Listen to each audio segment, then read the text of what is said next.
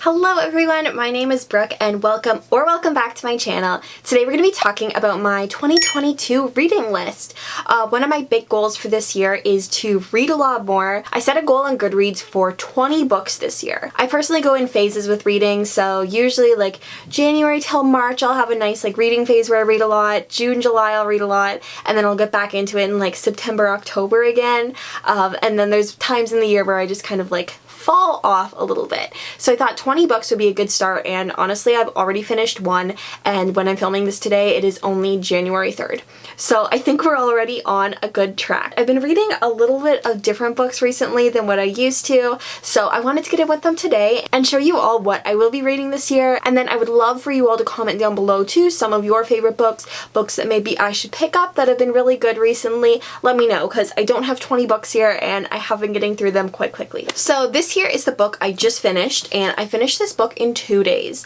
I started this book on January 1st and I finished it last night. I stayed up late because I was so obsessed with it, and it is The Love Hypothesis by Ali Hazelwood. It is a romance book and it was so fun to read. It's very lighthearted. Without spoiling it, it has a fake dating trope to it. So I mean, it is a very predictable read. You know what's gonna happen, but it's also one of those ones that I found I could just not put down. I've been really obsessed with these kind of books recently. I loved reading The People You Meet on Vacation and Beach Read, so I decided to pick this one up. I'm not a huge, obviously it's very science-y.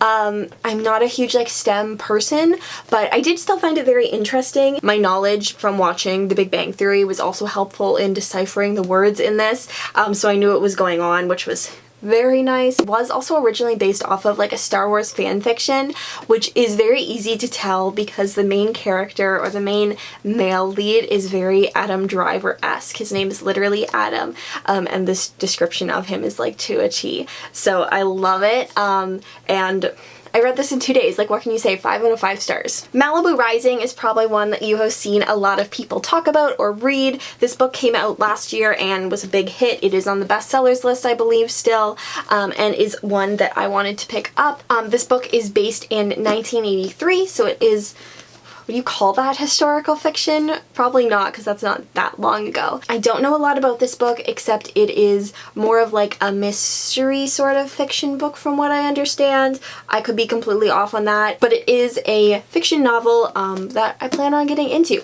Also, it's huge. This is as big as my face. Books keep getting bigger. I don't understand. I thought The Love Hypothesis and that was a large book, but this book is huge. It is bigger than my face. This one is even bigger. Don't effing panic. And I decided to get this book because recently I was diagnosed with anxiety and panic disorder, and also we're figuring out if depression is in there too. It's a whole thing. But anyway, this book here just seemed very intriguing to me because I think it's really important I learn more about myself and my needs and what's kind of going on inside my brain. So this is a book, but also a workbook. It is not written by any sort of doctor, which does make me a little hesitant to read it. From what I've heard about it, there's a lot of tips in here about when you are feeling panicked and anxiety. There's a lot of different coping strategies, along with just hearing what others' experiences, and then kind of the workbook section as well, where you're able to kind of figure things out for yourself too. So I definitely want to dive into this, taking all the information with a grain of salt because it is not from a doctor, but I do still think it's interesting, and even if one of the tips in here help me out, I think that'll be huge. Literally the back says anxiety, panic, and depression, oh my, and that's the first sentence, so it just really grabbed my attention, and I think, and I hope it's something that I'll be able to reference in the future maybe, or even, like I said, just getting one tip out of it to help me out would be huge. Burnout, The Secret of Unlocking the Stress Cycle. This book is by a PhD, Emily Nagotsky and Amelia Nagotsky, if I pronounced their names right, and it's just literally about burnout, about overworking yourself, how to recognize the stress cycle of burnout, and then how to solve it and stop it before it happens. I'm definitely someone who struggles with burnout. A lot of that is because of my anxiety. I try so hard to be productive all the time and get so invested in things that I burn out and I just hit a wall, and then I get unmotivated and stressed out. So I'm hoping this book will maybe help me out. I believe I had this book on my reading list last year too. I had started reading it but didn't finish it because I literally got burnt out from reading.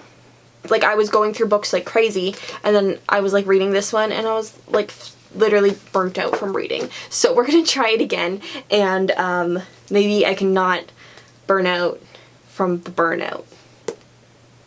Big Magic is a book I read in 2017 or 18, I want to say. It was very soon after it came out, and I got it and I read it, and at the time I didn't really like it too much. It's all about like releasing your inner creativity and like being your true self and stuff like that. It's nonfiction. Like it says in the front, creative living beyond fear.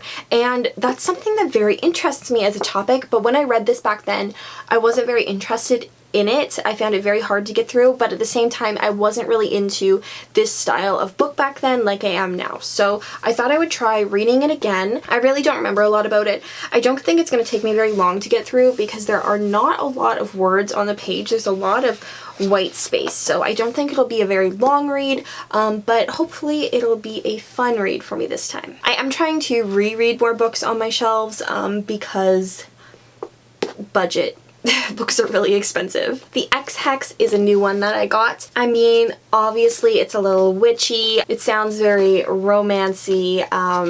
I mean, it's obviously very fiction, so I'm hoping it's just another little fun, light-hearted read for me to check out. It is by Erin Sterling, and this is another one that I've seen on the charts and heard a lot of good things about from a lot of people, so hoping to check it out. So this is definitely one on my soon-to-be-read list. I don't really have too much of an order I want to read these in, whatever piques my interest the most of the time, but this one is very high up on that list. You Are a Badass by Jen Sincero. It says how to stop doubting your greatness and start living an awesome life. I think we all have those books on our shelf that we've had on our shelf for so long and just never actually picked up to read. This is mine. It's been on my bookshelf for years. I've said I was going to read it so many times, and I'm hoping this time I actually read it. It's not that big of a book. It's really not, so I'm hoping we can get through it. It is a self-improvement, personal growth book, and just about like releasing your inner self and being more yourself and being more self-confident and not afraid to be who you are, which I think is something that's really important for me right now. A lot of people know me as a self-confident person, but recently I have been struggling a little bit with that, and so I'm hoping this book kind of brings out my motivation to be more of who I am, and more inspired to just kind of do what I want to do without the opinion of anyone else. And then my final fiction book, this is another one that's been sitting on my shelf for a while, just in like my to-read pile, I believe, for over a year now, and it is Emma by Jane Austen.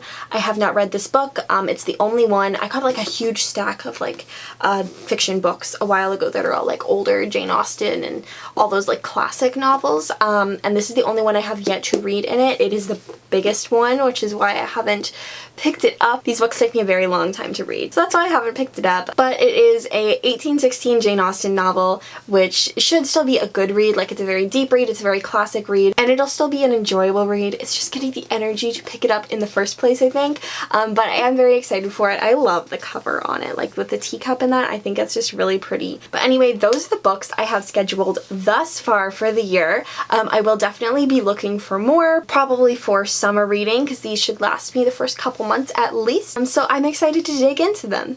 But thank you so much for watching this video. I hope maybe it gave you some book inspiration. Once again, leave me your favorite books down below so I can check them out. And I hope you have a magical rest of your day.